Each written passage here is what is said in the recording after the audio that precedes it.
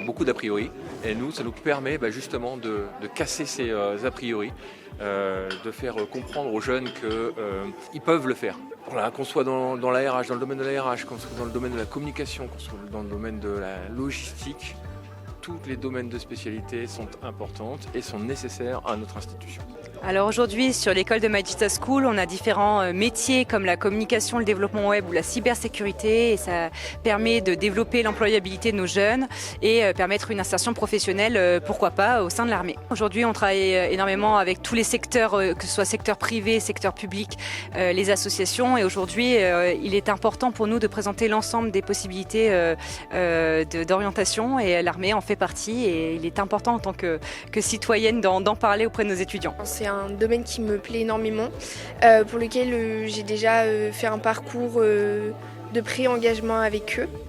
Donc forcément, quand ils ont fait leur présentation, ça a été très concret pour moi. Donc voilà, c'était très clair et ça a complété certaines informations que j'avais déjà auparavant. Quand on fait des recherches, on se rend compte qu'il y a des domaines très concrets dans lesquels on peut exercer, surtout dans le domaine du digital, alors que de prime abord, on se dit que non. Actuellement, l'armée de terre, c'est un peu plus de 13% de personnel féminin. Les carrières militaires sont accessibles et surtout apportent un savoir-être, des savoir-faire. Ces expériences, en fin de compte, elles ne sont pas forcément à vie. Elles peuvent être sur un temps court, 3 ans, 5 ans.